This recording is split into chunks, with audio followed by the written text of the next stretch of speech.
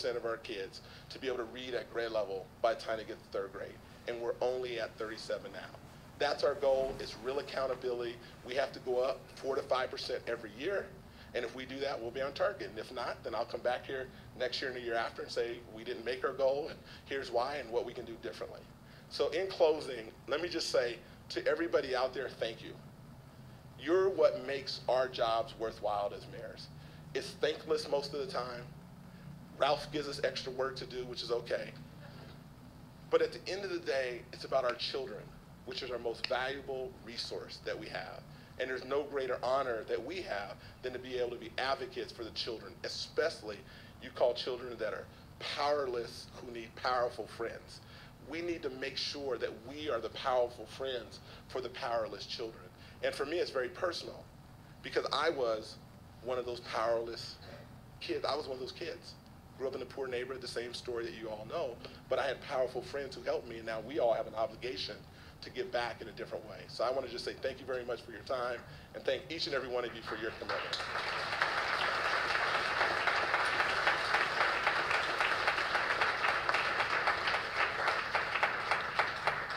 All right, I get to introduce my homeboy down here. He is doing amazing work in Providence, and I harass him all the time and mess with him about being, Dwayne Wade on the Miami Heat. His commitment, his story is very, very unique. He's come from the bottom to the top really quickly. I'm hoping he'll share a little bit about his Head Start to Harvard program. I mean, that's amazing, what he was able to do and what he does in his community. And I chair the U.S. Conference of Mayors Task Force for Education, and we're all a part of that. And we've made third grade reading campaign, grade level reading, absenteeism. We've made those top priorities. And the mayor said to me, look, I want to bring a resolution forward where all mayors are going to be a part of this. And we end up getting 20 some odd mayors to co-sponsor it. It ended up being passed unanimously by 400 mayors. And this is the kind of commitment that you're starting to see from mayors in the country. But that commitment won't happen unless you have leaders like Angel, who's going to come up in a moment. The other thing I just want to say about him, he's not just about talk. He has a program called Early to Learn. He wrote a book that deals with young people. And every time I get a chance to interact with him, there's something new I learn. And I try to share with him. And most of the time, his ideas are better than mine because he went to Harvard and I went to Cal, which incidentally, go Bears, thank you, which incidentally is the top public university in the world. But let's give a round of applause for Mayor Taveras from Providence.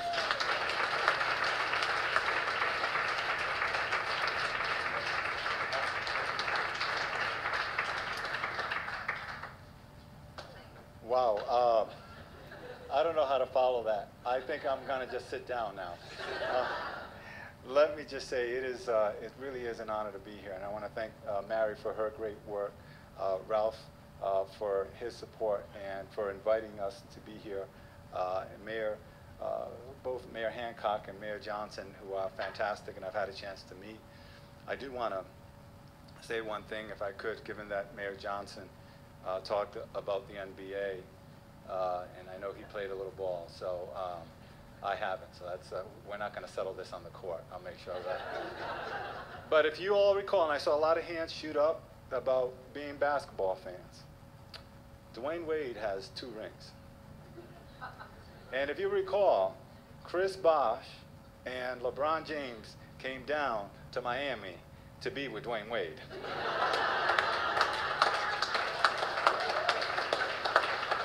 So all I'm saying is I'm happy to have you part of my team.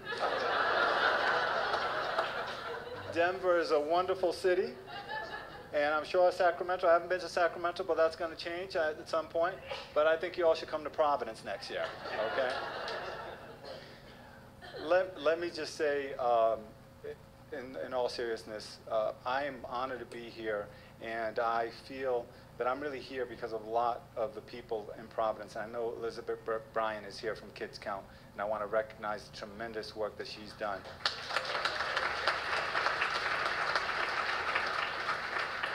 The tremendous work. I've only been mayor 17 months, so I'm relatively new, and As you can tell because I still have my hair. But let me just tell you a little bit about my background and talk to you about third grade reading. My parents are from the Dominican Republic. They didn't go to school beyond the 8th grade.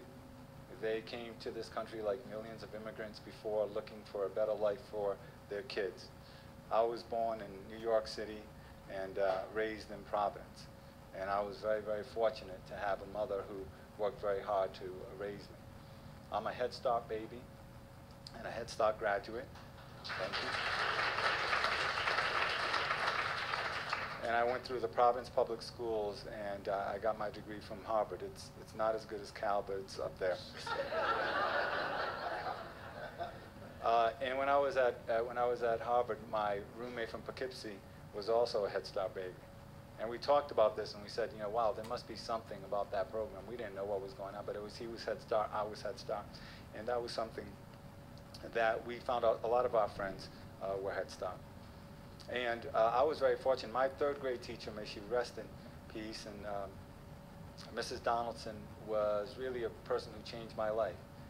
She saw that I was pretty smart. She took me aside. She asked me what I wanted to do when I grew up, and I told her I wanted to be a lawyer. She asked me why, and I said I wanted to help people. And she just smiled, and she would make me repeat it to everyone that I saw in school. And I was a teacher's pet. Didn't help with the other kids, but it was great with her. And the funny thing about it, I didn't realize 2 years after. I mean, she put me in 4th grade math. She had me tested for a gifted program. She did all sorts of different things. But I had never seen a lawyer who looked like me. I had never seen a Latino lawyer. I'm a big Jimmy Smits fan, Victor Cifuentes on LA Law.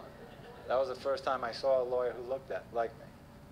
And I was very, very fortunate to have a teacher who believed that I could do anything that I wanted to do, and made me believe it too, and made me feel very, very proud that I wanted to do something different, something I had not seen, believing that. And I was very fortunate, and I'm going to tie in a second to some of the things that are on the side. When I was in high school, I was a straight A student my freshman year, and my guidance counselor said, "Come here." And I said, "What?" She said, "You're going to go to summer school." I said, "No, I'm not going to summer school." I said, "I'm doing really well." She said, "That's exactly why you're going to summer school." I said, "What do you mean?" "You're going to go to a place called Phillips Andover." And I said, "What's Phillips Andover?" "And I do not want to go to summer school. I'm a baseball fan. I want to play baseball and do other things. I am not looking to go to school." She said, "No, you're going to apply to this program, Math and Science for Minority Students, Phillips Andover Academy." I got in. I spent 3 summers there learning and opening my eyes and realizing just how fortunate I was to be able to grow up in a country where you really have no limits when you have an education system that can work for you. And I say that to you because a lot of what I've gone through really impacts the way that I look at this issue. I've been mayor 17 months, and I got to be honest, I am honored to be a pace setter, but I really should not be the person to be the pace setter. The people in the city of Providence, Elizabeth Burke Bryant, Ready to Learn Providence, Inspiring Minds, our community schools that are doing it. There are so many organizations that we have, Read to Succeed, that we have in the city that are really the reason I'm here. So I wish I could take the credit, and I know as mayor I'm supposed to take the credit, but I'm going to pass it to them today. But this is very personal to me because I recognize that those kids are me. I recognize that those kids are me, and I want to do everything that I can to be helpful. And in 2004, I got a chance to go to Boston and see a young state senator from Illinois who was giving the keynote address at the Democratic National Convention. And he said something that stuck with me. He said, "If there's a kid on the south side of Chicago who can't read, it matters to me even if it's not my child."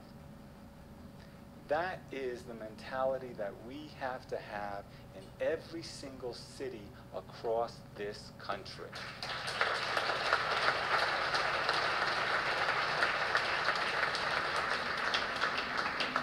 And I repeat it, Elizabeth knows it, I repeat it in Providence because we're beginning to bring everyone together. The one thing about Providence that we have sometimes is that we are the smallest, Rhode Island's the smallest state in the country, and Providence is a small city, 180,000 people. Sometimes we act like Texas. And if there are any Texans here, I'm sorry, but you gave us George Bush, so, but, so, all right, this is being recorded, I better start, huh? But in all seriousness, we need to come together. One of the things that happens in the city of Providence, and I've heard it along the way, is that we talk about education. We say we're preparing the workforce of tomorrow. The workforce. Yeah, we are. We're preparing the workers. And I like to stop and remind people, we're not just preparing the workers. We're preparing the future CEOs, senators, mayors, leaders, doctors, lawyers, the executives. You are preparing the future leaders of tomorrow. It's not just about workers. And for me, that's extremely important because I've wanted to do things that I haven't seen before, and I've been able to achieve it because of the education system. And I know that we have kids who have big dreams, and without a good education, they're not going to be able to attain those dreams. So in Providence, we're committed to making sure that all of our kids are reading on grade level by 3rd grade. We have outstanding organizations who have done tremendous work already to do that. And recently, I gathered business leaders from around the city to let them know about Providence Reads. And that is our initiative. Cliff, it was after we were at the National League of Cities seminar that you had for us in Boston. And it's our initiative similar to what Mayor Menino has done in Boston, but it's Providence Reads. It's a race to make sure we beat Sacramento. That's the first thing. That is the first thing, but it is a commitment that we have, and I tell everyone, I go back to Senator Obama, then Senator Obama's comment in 2004, and I tell all of those leaders, if there's a child anywhere in Rhode Island who can't read, it should matter to you even if it's not your child. This is our responsibility. We have to do this.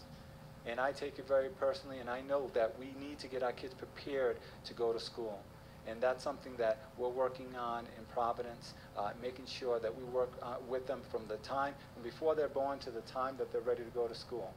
And I recognize how important it is to make sure that the kids are in their seats, that they're learning, that it's hard to learn if you're not going to school. So we are focused on doing that as well, making sure that kids attend school, making sure that we eliminate the chronic absenteeism that is plaguing a lot of our schools, making sure that parents know kindergarten is so important for your child. You don't want them to miss a day. Don't think that, oh, it's okay, I can keep my child at home. And one of the advantages I have, we have a lot of Latinos in our city, and I speak Spanish, and believe me, I do it in English, I say it in Spanish, I do it any way that I can to make sure that people understand that. And the summer learning aspect is the last piece that is so important to us. We have the Providence After School Alliance that's led by Hillary Salmons, started by former Mayor Cicilline, now Congressman Cicilline, that has been replicated in about 17 cities across the country. We just received a grant that has allowed us to almost triple the number of slots that we have during the summer. And it's something that